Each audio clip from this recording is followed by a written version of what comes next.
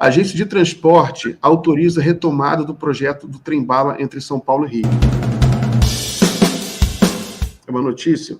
Ó, o pedido foi feito pela empresa TAV Brasil. Se confirmada, a retomada do projeto, o trem-bala será contratado pelo regime de autorização criado pelo Marco Legal de 2021.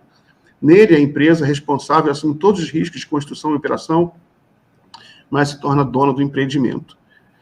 Muito bom. Agora coloca o segundo print, que é já uma editorial de uma revista já batendo nisso. Acho que é da Isto É, retomada do trem-bala. Ó, aí já saiu notícia, horas depois já saiu retomada do projeto do trem-bala de São Paulo ao Rio de Janeiro é parte da volta de obras megalomaníacas. E aí a foto, inclusive, é, se eu não me engano, de uma refinaria, né? Você vê para alguns setores da mídia, fazer refinaria é megalomania, né? Apesar de a gente estar importando óleo diesel aí, e trem de alta velocidade, que o mundo inteiro está fazendo, também é megalomania. E eu coloquei isso aqui, Jagrino, porque eu sou entusiasta desses projetos de trem de alta velocidade. Eu acho que seria muito legal o Brasil construir, ligando as grandes cidades brasileiras. Eu uma vez conversei com uma pessoa aqui, um professor universitário, que dá aula na China, também dá aula em Xangai, de Direito, e ele falou sobre a questão da infraestrutura pública na China. Miguel, na China, a gente não inaugura, o governo chinês não apenas inaugura uma escola em tempo integral. O que ele faz, ele inaugura a escola e também faz uma reforma do sistema de transporte para chegar até aquela escola. Ele sempre pensa de forma integrada, né? Ou seja, não basta ter uma escola, vocês não terem como chegar lá, né? Aí, eu queria saber, essa questão também, quando a gente trata de segurança pública, né, do Rio de Janeiro, por exemplo, que é um estado com muito problema, a gente também vive um caos na área de transporte que, de certa forma, também influencia, né? Também, você vê as regiões que são mais violentas, são regiões que são verdadeiros caos na área de transporte público, né? A Baixada, áreas da Zona Oeste, né? Então, eu queria a sua opinião sobre como que a gente consegue criar políticas integradas para a segurança pública no estado do Rio, mas que não seja apenas na segurança, sejam também abordem outras questões, abordem a questão da educação, a questão do transporte, a questão da saúde, né? Você acha que a gente algum dia vai conseguir isso? Olha, duas coisas eu não uso, tá? Eu acho que a pergunta tem tudo a ver, né? Obviamente que, no que diz respeito a um estudo de impacto, um diagnóstico de impacto sobre a construção do trem-bala, hoje qualquer obra, até aqui em casa, se eu tiver que arrancar uma parede para enfiar mais livro, eu tenho que fazer um laudo, certo? E submeter o condomínio, né? Porque eu arranco a parede, cai tudo aqui. A gente já viu cair um prédio do lado né? Recentemente, há bem pouco tempo atrás, do lado do museu, do teatro municipal. Então, a primeira coisa é o estudo de viabilidade, de custo, de impacto, né? Tudo isso, né? E, evidentemente, com tudo que envolve o sistema de transporte. Então, é algo que eu não vou palpitar. Agora, o que eu posso dizer sobre isso? Sobre transporte, né? E não a escolha exclusiva do trem-bala, né? Evidentemente que, como passageiro, eu adoraria ter alternativa que não fosse só o avião, que é caro. Rio de São Paulo, a gente vai muito, né? Eu, por exemplo, e muitos outros que trabalham, né, tendo que fazer pesquisa e ali, dar uma palestra, volta, né? Vai participar de uma reunião de governo. Então, é muito importante que as capitais estejam, de fato, interligadas. Como será feito? Com que recursos? Com que meios? De que modo? E de que forma isso, né?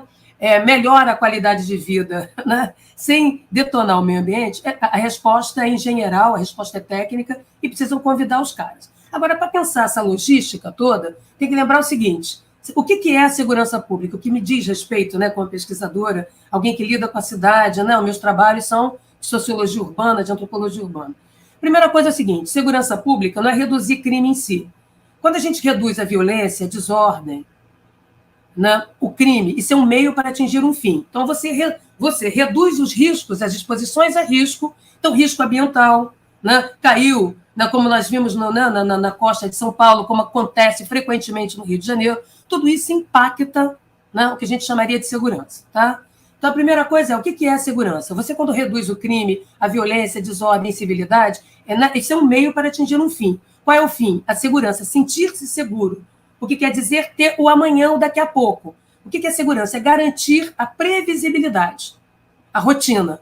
Né? A pessoa tem que ter futuro, porque quando você não tem segurança, você tem escassez de futuro. O seu tempo é confinado no tempo presente, porque você não pode nem entrar nem sair. Tem enchente, a casa subiu, entrou 1 metro de água, como entra na casa da minha mãe, né? Que todo ano a gente perde parte das coisas, porque não há uma política clara, né, de lidar. Isso no interior do estado. Todo o estado do Rio de Janeiro, aqui é um revezamento de onde vai ser enchente. E eu falo isso de cadeira, porque, né, eu conheço que tem 1 metro de água dentro de casa. Tá? Certo? Então, primeira coisa, o que é a segurança, então? A segurança, ela é, pasmem, a circulação de ideias, valores, ideias convergentes, ideias, valores, pessoas, bens, serviços, em larga escala, né, e de forma translocal. É isso que é segurança. Segurança não é colocar uma câmera de vídeo tipo panóptico.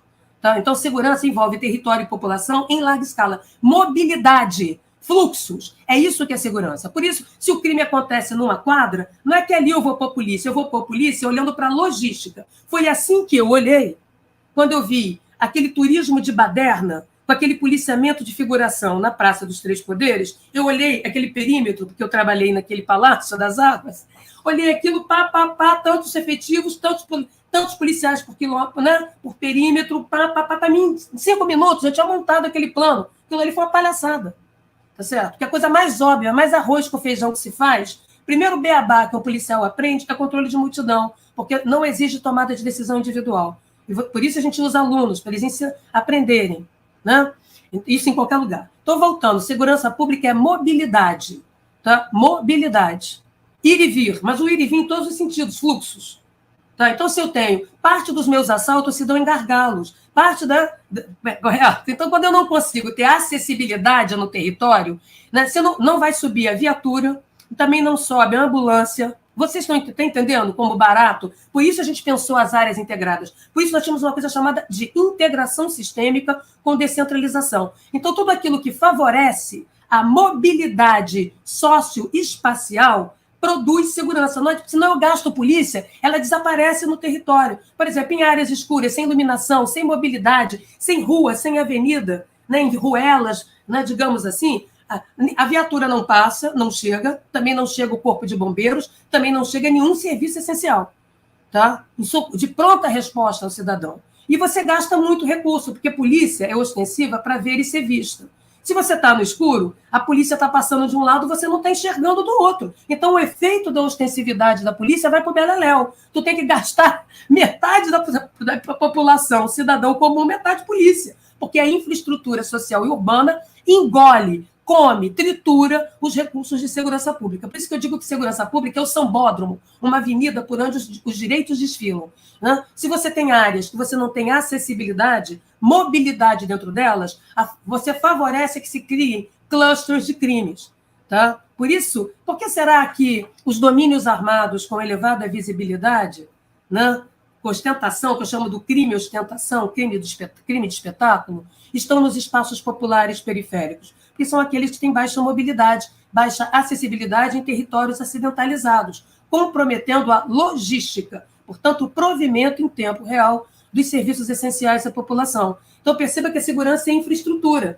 Né? Quando a gente pensa, vai fazer uma trilha ecológica, né, que o Rio de Janeiro, por exemplo, tem mais de 100 quilômetros de trilha, você tem que pensar logisticamente a segurança, para você dispor dos recursos para que você tenha capacidade de presteza e pronta resposta em tempo real. Isso depende da mobilidade urbana. Isso é fundamental, mobilidade urbana e infraestrutura social urbana. Se não tem rua, se não tem bonde, se não tem trem, se não tem ônibus, não tem transporte público, não tem entradas e saídas, sobra o tiro, porrada e bomba. Né? Você está otimizando a perspectiva de risco, você está aumentando a perspectiva de risco, porque nenhum policial tem 360 graus de visada em territórios populares.